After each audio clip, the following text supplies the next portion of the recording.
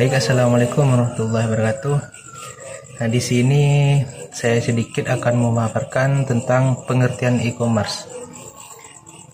E-commerce sendiri adalah merupakan suatu konsep baru yang biasa digambarkan sebagai proses jual beli barang atau jasa jual beli barang dan pertukaran produk melalui jaringan informasi dan internet. E-commerce sendiri adalah melakukan bisnis online. Dalam bentuknya yang paling jelas, e-commerce menjual produk kepada konsumen secara online.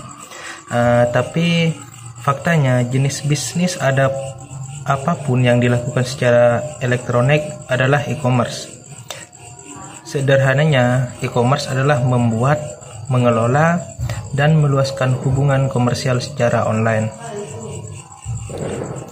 E-commerce sendiri juga dapat diartikan sebagai suatu proses berbisnis dengan menggunakan teknologi elektronik, yaitu online, yang menghubungkan antara perusahaan, konsumen, dan masyarakat dalam bentuk transaksi elektronik dan pertukaran penjualan barang dan informasi secara elektronik.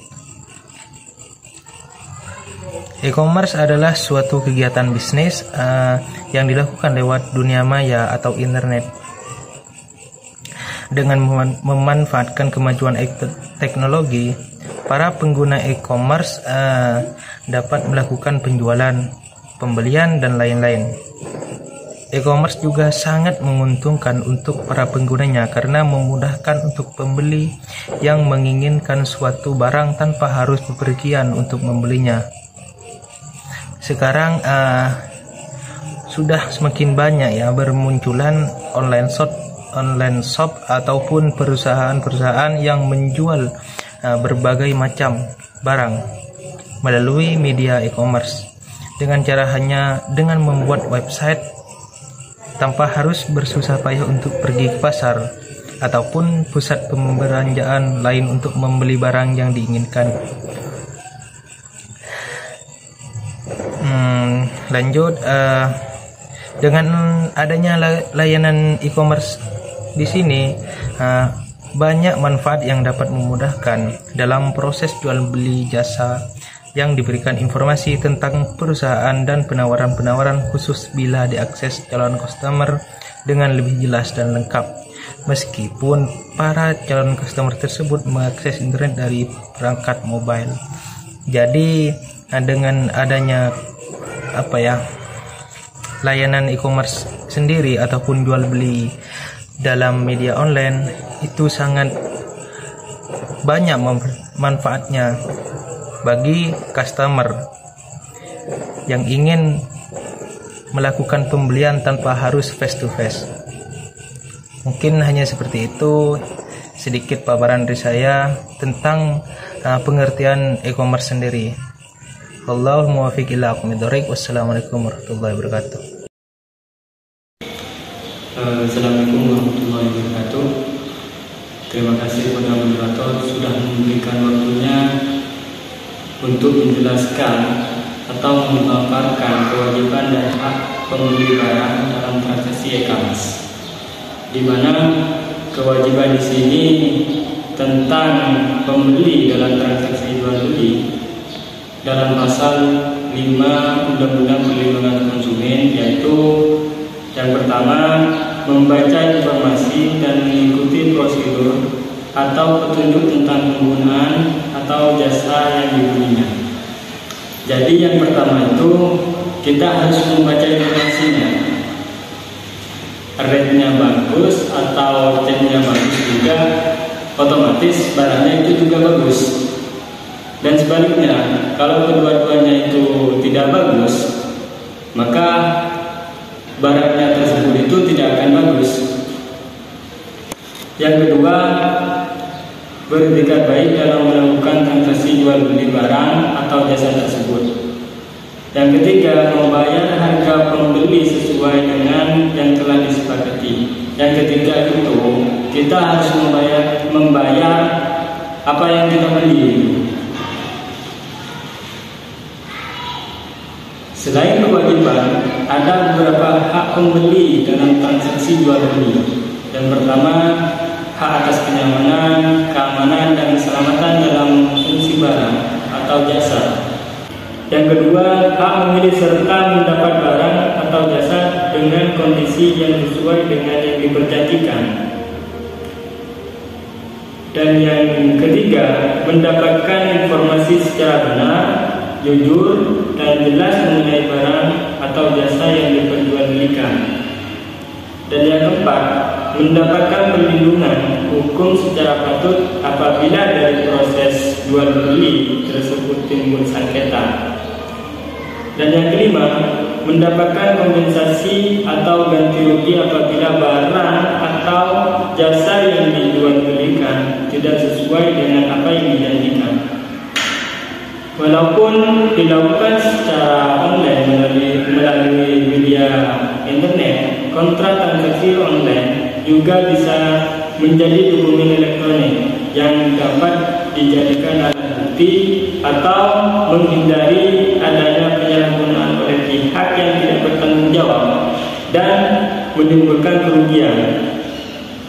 Walau pada prakteknya tidak dapat perjanjian jual beli yang diseorang-tangani oleh penjual dan pembeli. Namun dengan adanya konfirmasi pembayaran yang dilakukan oleh pembeli dan pengetahuan dari penjual bahwa barang tersebut akan dikirim, maka hal ini sudah dapat dijadikan bukti adanya kesepakatan antara penjual dan pembeli untuk melakukan transaksi jual beli. Mungkin hanya itu yang saya sampaikan.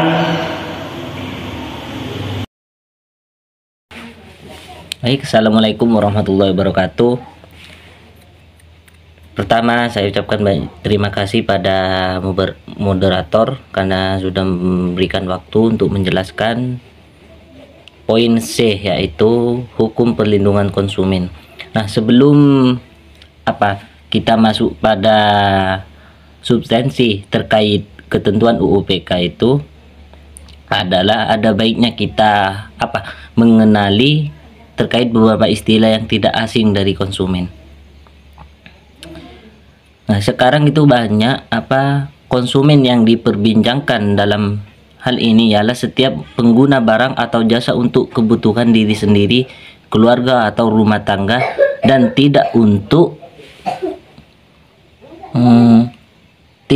memproduksi barang atau jasa lain atau memperdagangkannya. Kembali, adanya transaksi konsumen yang mana maksudnya ialah proses terjadinya peralihan pemilik atau penikmatan barang atau jasa dari penyediaan barang atau penyelenggara jasa pada konsumen. Nah, pada pasal 4 UU PK menyebutkan bahwa hak konsumen diantaranya adalah yang pertama, hak untuk memiliki barang atau jasa serta mendapatkan barang atau jasa tersebut sesuai dengan nilai tukar dan kondisi serta jaminan yang dijanjikan.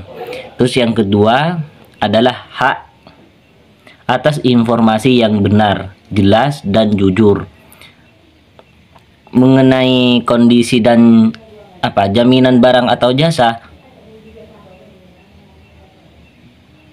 Terus yang ketiga itu hak untuk mendapatkan kompensasi, ganti rugi atau penggantian apabila barang atau jasa yang diterima tidak sesuai dengan perjanjian atau tidak sebagaimana mestinya. Yang maksudnya kalau kita seperti hal bahasanya yang sekarang ya, kita memesan sebuah barang, misal contoh kecilnya seperti kaos, terus datangnya ke kita itu tidak sesuai, kita bisa mengomentarinya, kita bisa tanyakan pada si pengantar itu tersebut. Nah, terus di sisi lain kewajiban bagi pelaku usaha sesuai pasal 7 UU PK diantaranya memberikan informasi yang benar, jelas, dan jujur mengenai kondisi dan jaminan barang atau jasa serta memberi penjelasan penggunaan perbaikan dan pemeliharaan, memberi kompensasi, ganti rugi atau penggantian apabila barang atau jasa yang diterima dimanfaatkan tidak sesuai dengan perjanjian.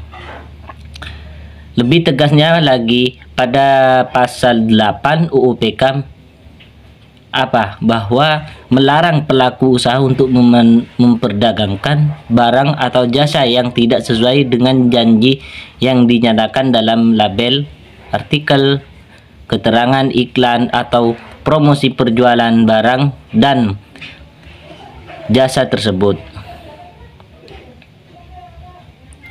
Nah, berdasarkan pasal tersebut, ketidaksesuaian spesifikasi barang yang Anda terima dengan barang tertera dalam iklan atau foto penawaran barang merupakan bentuk pelanggaran atau larangan bagi pelaku usaha dalam memperdagangkan barang.